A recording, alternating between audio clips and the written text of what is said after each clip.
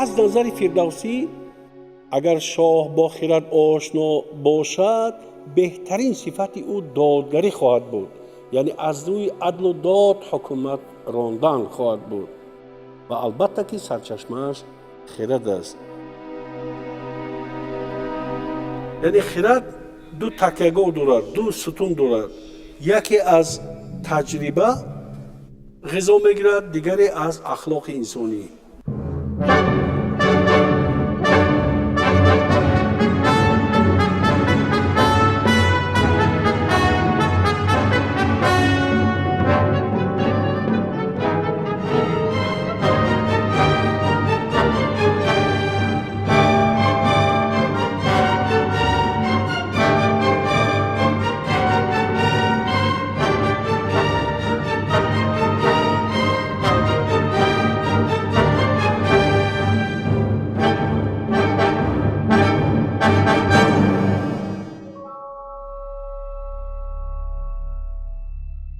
سلام و درود بینندگان گرامی تلویزیون دوشنبه.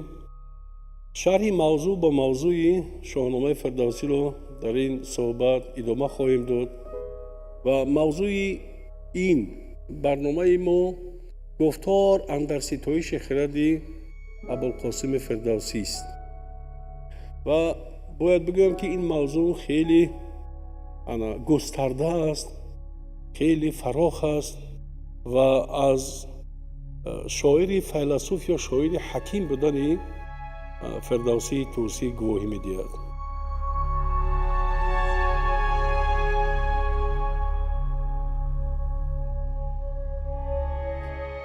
بینندگان عزیز، مسئله خرد و ترغیب و تشویق آن در شاهنامه ابوالقاسم فردوسی یکی از مسائل‌های بنیادی جهانبینی حکیم طوس است و این مسئله در سراپای این شاه اثر بی‌زوال یعنی شاهنامه فردوسی دچار می‌آید و در هر پاره آن یک جهتی، یک رکنی دیگری این مفهوم ذهنی شرح می‌یابد، تفسیر می‌یابد. برای اینکه این مفهوم خرد رو یک بار بازنگری کنیم، از در حاشیه همین خرد اندیشه‌آن رو گفتنی باشیم، ما یک بار دیگر همون گفتار اندر ستایش خرد رو به یاد می‌آوریم که بعد از آغاز کتاب یا مناجات در شاهنامه قسمت دوم اون رو ترکیب داده است. با اجازه شما من همین یک چند بیت اون رو قرائت خواهم کرد. گفتار اندر ستایش خرد. کنون ای خردمند وصف خرد، بدین جایگاه گفتن اندر خرد. بگو تا چی داری بیار از خرد، که گوشی نیوشنده زود برخورد. خرد بهتر از هرچی عزت داد، ستایش خرد را به از راه داد. خرد رهنمای و خرد دلکشای، خرد دست گیرد به هر دو سرای. از او شادمانی از اویت غم است، از اویت فزونی از اویت کم است. خرد تیره و مرد روشن روان، نباشد همی شادمان یک زمان. چی گفت آن هنرمند مرد خرد، که دانا ز گفتار او برخورد. کسی کو خرد را ندارد ز پیش، دلش گردد از کرده خویش ریش. هوشیوار دیوانه خواند را، همان خویش بیگانه داند مرا. من یک قسمتش رو قرائت کردم. 20 بیت است، یعنی 40 مصرع است که در آغاز شاهنامه بعد از آغاز کتاب، بعد از مناجات در این شاه اثر دچار می‌آید.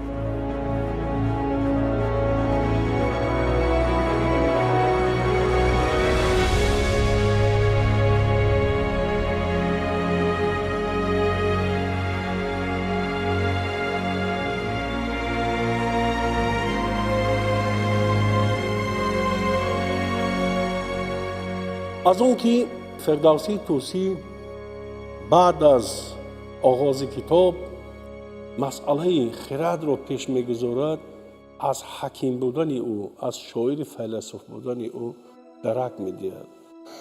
шубҳае нест ки фирдавсӣ вассофи хирад буд, таблиғгару ташвиқгари хирад буд ва аз нигоҳи имрӯз агар мо ба андешаҳои ҳаким фирдавсии тусӣ нисбат ба хирад бингарем, махсусан аз дидгоҳи фалсафа ва як рукни ин илм ки ҳикмати андеша ё фалсафаи тафаккур ном дорад бингарем ва ҳамин гуфтор андар ситоиши хирадро пеши худ пеши чашм бигзорем, яқин мешавад ки фирдавсӣ дар ҳақиқат шоири файласуф аст, шоири ҳаким аст.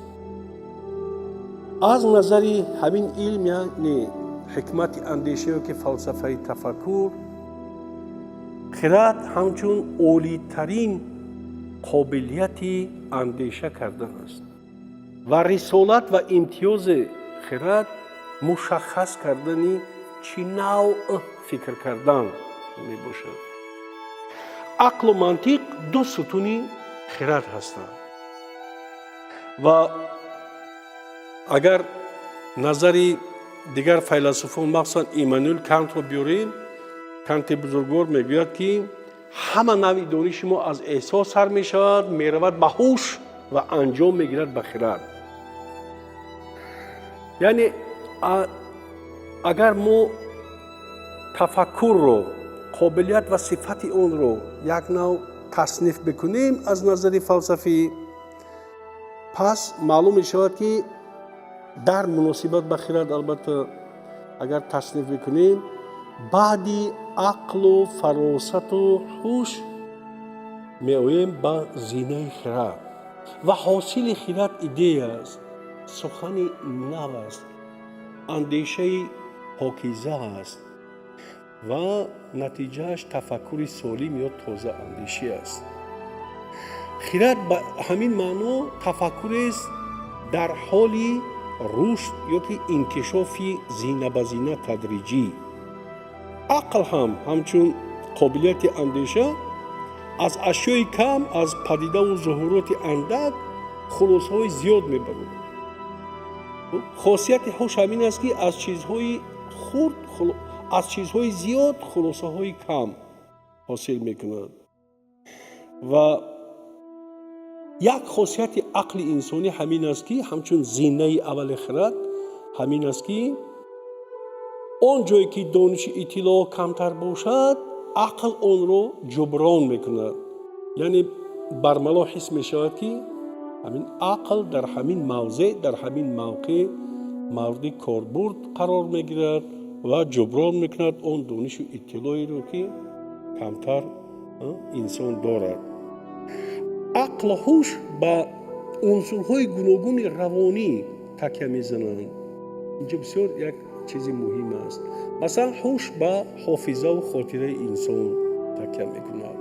ақл бошад ба тахайюл. аслиҳаи ақл фаросат аст, аслиҳаи ҳуш бошад мантиқ ва дар маҷмӯъ ҳамаи ин чизҳо пойдевори хирадро ташкил медиҳанд. ҳакимон фазилати хирадро дар он диданд ки ҷумлаи эҳсосоти инсониро ҳамоҳанг мекунад ва ба онҳо пирӯз мешавад. бояд бирем байти машҳурро ки ақли шӯрангез шӯхӣ карду шуд шогирди ақл, турфашогирде ки дар ҳайрат кунад устодро. ба ҳамин маънӣ агар ақлу ҳуш тафаккури инсониро тозагиву рӯшанӣ бубахшанд, пас хирад жарфҳои онро таъмин мекунад. хирадро инчунин виҷдони тафаккурам мегӯянд, қозиву судяи андешаи инсонӣ ҳам меноманд. чунки хирад як хосияте дорад ки алоқаи чизҳои умумиро бо хусусӣ мебинад. бузургони фалсафа ва ҳикмат хирадро дар се чиз мушаххас карданд: дар донистани ҳақиқат, дар эҳсоси зебоӣ ва дар хоҳиши накӯӣ кардан, некӣ кардан. ва агар дар маҷмӯъ бингарем, хирад ин таҷрибаи одам аст, якҷо бо машаққати фикрӣ. одами хирадманд мисли олӯи асал аст ки хиради дигаронро, дониши дигаронро, маърифати дигаронро جمع میکند، مثل اوروی اصل که از گلها و از رستنیها نکتر جمع میآورد. خب بعدا دوراندیشی، خیلی دور اندیشه کردن یک رکن، یک خاصیت خرد انسانی است. و باید بیاریم که چینایی ها مقالی دارند که آدم خردمند اگر طبیب باشد بیماری رو توبت نمیکنه، بلکه اون رو پیشگیری میکند. همین یک وظیفه خرد، یک رسالت خرد همین است. خرد در یک جایگی، یا که خرد رو اگر ما یک جا با دانش و نکویی اگر احساس میکنیم، پس فضیلت اون رو در میابیم. اگر ابرزناک بگوییم، خرد فرزند دانش و توانایی است. دانش برای جستجوی حقیقت نه سایه حقیقت دان، بلکه در جسته و کافته و یافته توانستن آن است. توانایی استفاده همون محصول خرد در جامعه، در زندگی، در حیات شخصی است. پس ماهیت خرد در کاربرد علم و دانش در عمل است و اینچنین رفتار درست در زمینه علم و دانش. یعنی اگر باز هم خلاصه بکنیم، خرد صفت انتگرالی احساسات انسانی است و تفکر انسانی است. منطقاً درست اندیشه کردن و قابلیت فراستی درست داشتن. یعنی منطق و فراست دو پایدیوار، دو تحکرسی اساسی خرد است. اگر همین چیزها رو، این مفهوم خرد رو از نگاه فلسفه تفکر خیلی مختصر شرح دادیم، با همون گفتار اندر ستایش خرد اگر اندازه گیری کنیم، همین چیزها، همین خلاصه هایی که حکمت اندیشه و فلسفه تفکر جنبش کرده است دیده می توانیم. مشخصاً ما میبینیم و درک میکنیم. خب فردوسی گفتیم شاعر حکیم است به گفتگو. او از افسانه و روایات کهن، از نامه های باستان، از اثرهای گفتاری یا از پندارهای مردمی همینا رو جمع آورده و در سطحی بسیار بلند هنری پیشنهاد کرده است. به نظام در آورده، در شکل یک شاه اثر پیشنهاد کرده است.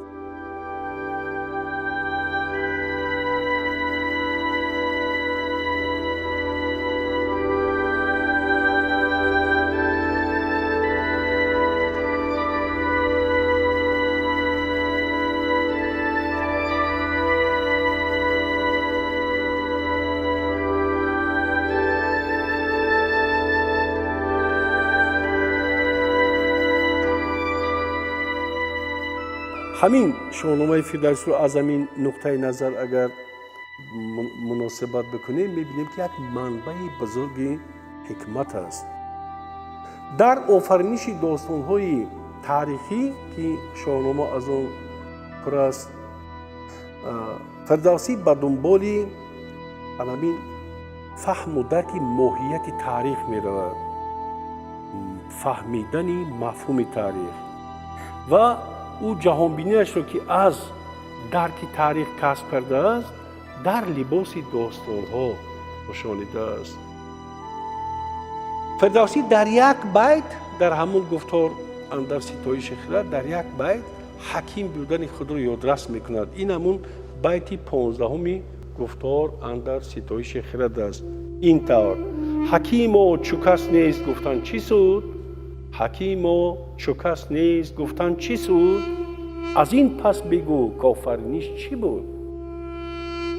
یعنی در همین جا به خودش سوال میدید که حکیم و چو کس نیست گفتن چی سود، از این پس بگو کافرینیش چی بود.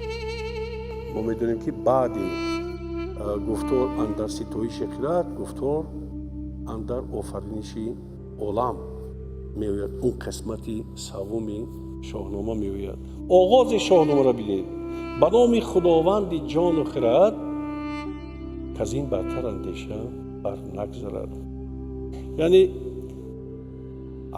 اگر نظر کنیم صفت خداست که خداوندی جان و خرد است. خود او رو، یعنی خدا رو از روی خرد به قول فردوسی نمیتوان شناخت. جان خرد، چون که جان خرد خود آفریده هستند و نمیتوانند با آفرنده راه یابند بجز البته ایمان که فردوسی آن رو تاکید میکند. خرد رو، جان رو همه سنجدوی، در اندیشه سخته کی گنجدوی. به هستیش باید خستو شوی، به گفتار بیکار یکسو شوی. یعنی عمیق رفت به مسئله شناخت یزدان از نظر فردوسی یک کاری بیهوده است.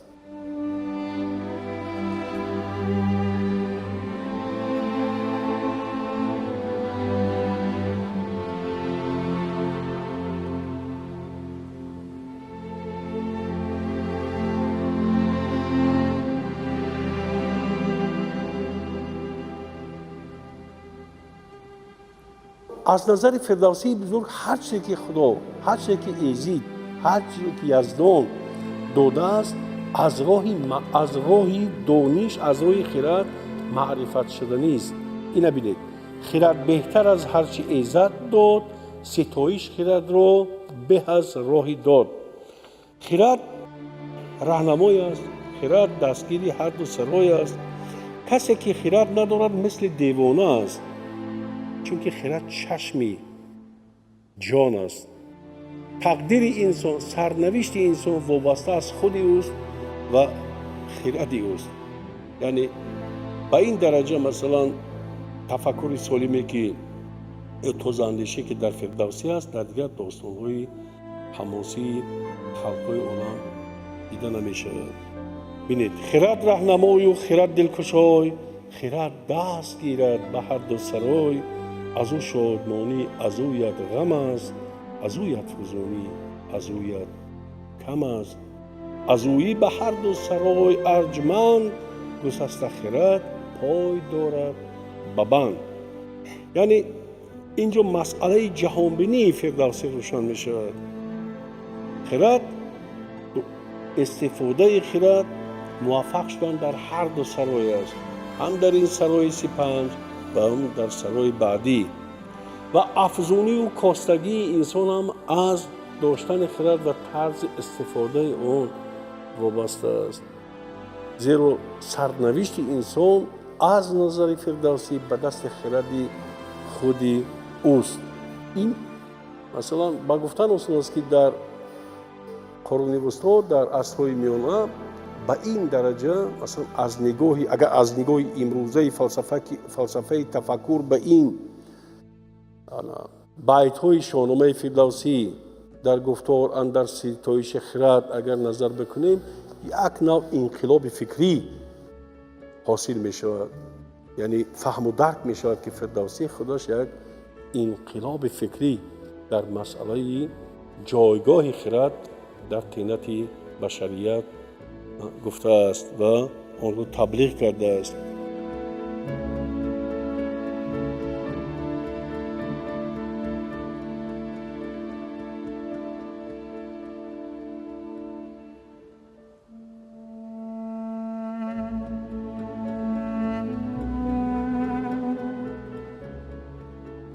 از نظر فردوسی اساس جهان زیر و بم آن با خرد محکم است، استوار است. زیرا خرد را او نخست آفرینش میگوید. نکن باز میخونم همین پارچه رو. نخست آفرینش خرد را شناس، نگهبانی جان است و آن سپاس. سپاسی تو چشم است و گوش و زبان، که از این سه بود نیک و بد بیگمان. یعنی خرد مرزبان است، مثل یعنی سرحدبانی هست که درستی و نادرستی، کژی و راستی، جهالت و دانش، خب تاریکی و مثلا روشنایی و دیگر تقابل ها رو معین میکند، مشخص میکند، مرز آنها رو در مییابد. و خرد رو حکیم توس مثل داور اعتراف میکنند، مثل حکم، مثل سودیا، مخصوصا در عرصه بها دادن به کار و پیکار شاهان و حاکمان.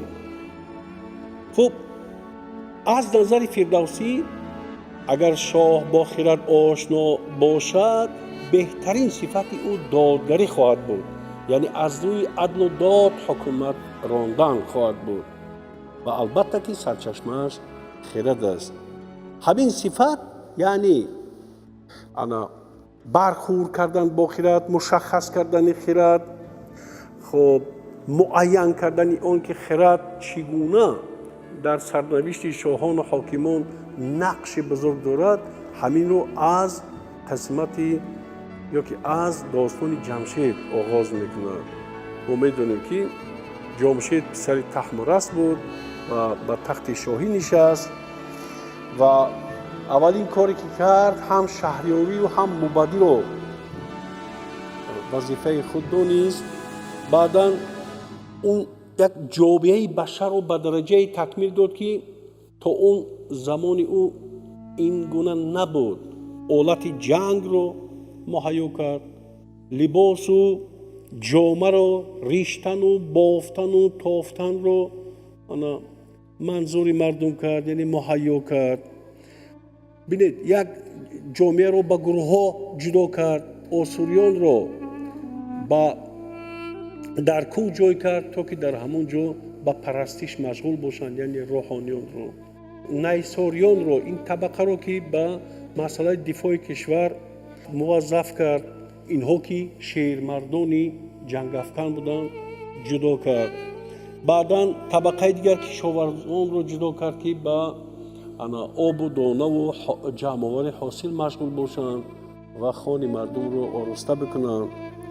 و یک طبقه دیگر رو پیشوران رو جدا کرد که همون کسب و هنر خود رو رشد بدهند و محصولات استحصال بکنند و دیگر ساختن بینه ها رو به دیو سپارش کرد. و ببینیم که بعد این قدر کارها، بعد این قدر پیکارها، بعد این قدر رسالتی که شاه جمشید اجرا کرد، یگان شاهدگر به این درجه نکرد.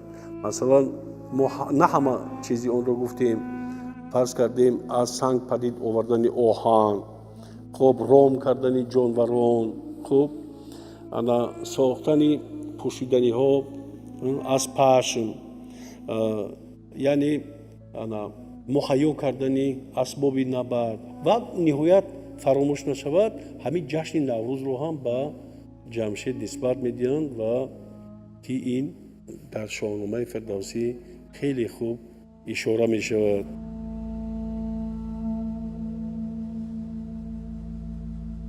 خب با همین گفتار مختصر صحبتمون رو انجام میدیم. اگر با این گفتارمون اندکی دانش و اندکی